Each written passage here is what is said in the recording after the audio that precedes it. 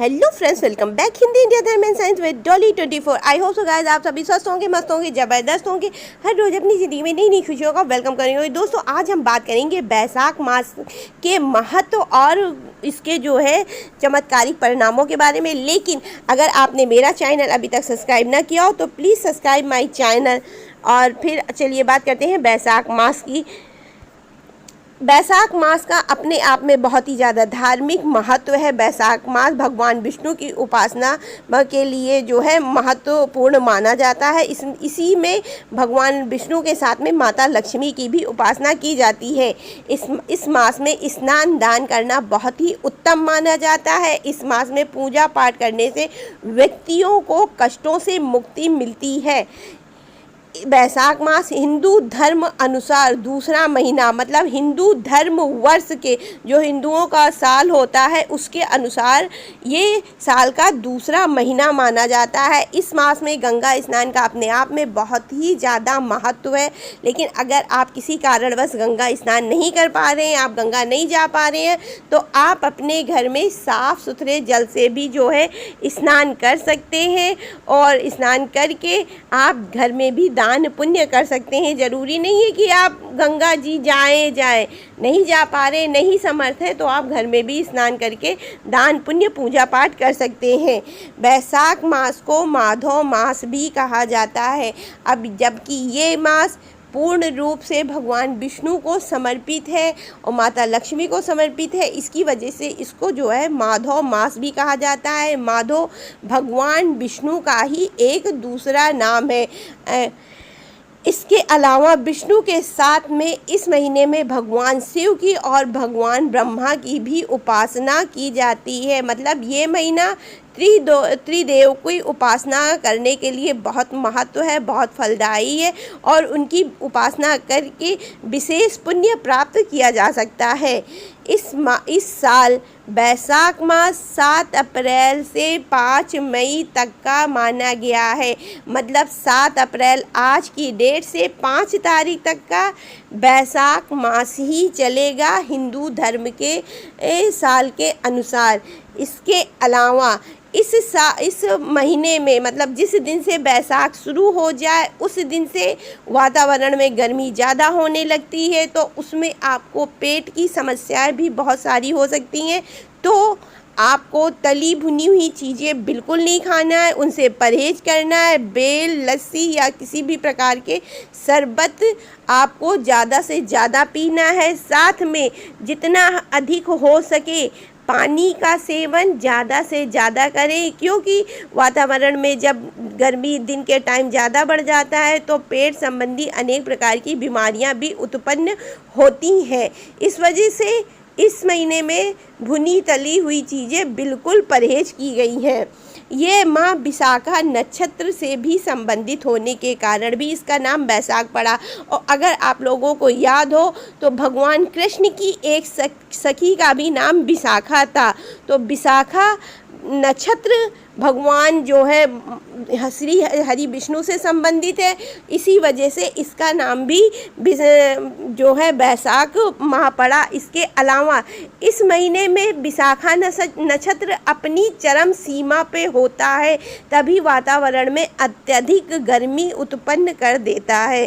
तो इन विशाखा नक्षत्र से संबंधित होने के कारण ये महीना जो है बैसाख कहा जाता है। ये माह शुभ कार्यों को करने का प्रयास करना चाहिए और शुभ कार्य करना इसमें बहुत शुभ माना गया। देखिए, अब जब वातावरण में गर्मी अधिक हो जाती है, बहुत ज़्यादा जो है अब गर्मी होने के कारण विभिन्न प्रकार के रोग बीमारियां उत्पन्न होती हैं, जिनके प्रभाव को कम करने के लिए, जिनके प्रभाव को समाप्त करने के लिए लोग विभिन्न प्रकार की पूजा उपासना में लीन हो जाते हैं, पूजा पाठ करते हैं। इसकी वजह से इस संसार में बहुत सारी सकारात्मक ऊर्जा का भी संचालन हो जाता है, सकारात्मक शक्तियाँ भी संचालित हो जाती हैं, जो कि अपने आप में बहुत ही ज़्यादा शुभ मानी जाती हैं, शुभ होता है। तो इस माह में आप जितने शुभ कार्य करेंगे आपको उतना ही अधिक फायदा रहेगा। इसमें धार्मिक मान्यताओं अनुसार वैशाख मास पूर्ण रूप से भगवान विष्णु को की उपासना के लिए समर्पित है। ये माह बहुत ज़्यादा सकारात्मक होता है, जैसा कि हम आपको पहले ही बता चुके हैं भगवान विष्णु की आराधना की वजह से। ये माह प्रकृति में बहुत तेज़ी से परिवर्तन लाता है। देखिए, अभी तक हल्की फुल्की आपको शायद रात में ठंड लगती होगी, लेकिन अब जबकि आज वैशाख मास लग चुका है, उसके बाद में आप खुद भी अनुभव करेंगे कि एकदम से वातावरण में गर्मी आ जाती है, हवाएं तेज और गर्म चलना शुरू हो जाती हैं। और इसकी जो है प्रभाव को कम करने के लिए पूजा उपासना का बहुत ज़्यादा ही जो है महत्व दिया गया है। और जितना आप पूजा उपासना करेंगे उतने ही आप व्रत भी मतलब अपने आप में व्रत भी रहेंगे, पानी का सेवन अधिक करेंगे, तो उसकी वजह से भी जो है ये इस माह में बहुत ज़्यादा परिवर्तन आता है, लोगों के जीवन में परिवर्तन आता है।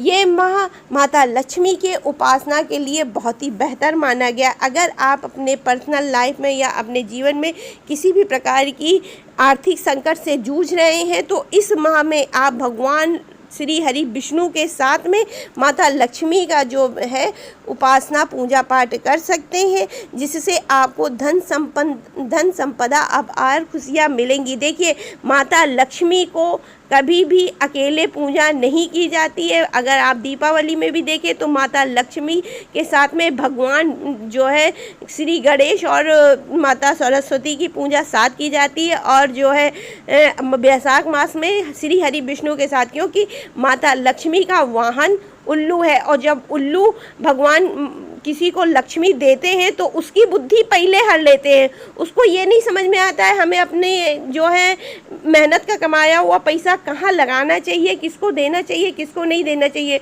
तो कभी कभी वो गलती से गलत जगह लगा देता है और गलत लोगों को दे देता है।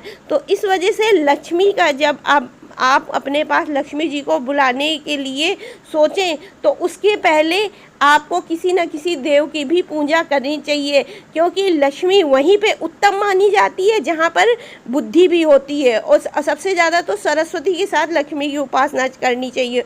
और अगर सरस्वती और गणेश नहीं है तो आप भगवान श्री हरि विष्णु के साथ में इनकी उपासना करें, क्योंकि भगवान श्री हरि विष्णु लक्ष्मी माता के जो है हस्बैंड, पति बोल सकते हैं इसको, हस्बैंड भी माने गए हैं। माता लक्ष्मी की उपासना भगवान श्री हरि विष्णु के साथ ही की जाती है, पर यह माह मुख्य रूप से भगवान श्री हरि विष्णु को और लक्ष्मी माता को ही समर्पित होने के कारण इसको माधव मास कहा जाता है, जैसा कि हम आपको पहले ही बता चुके हैं। आपको अगर मेरी दी हुई जानकारी पसंद आई हो तो please like share and comment my channel. Radhe Radhe guys.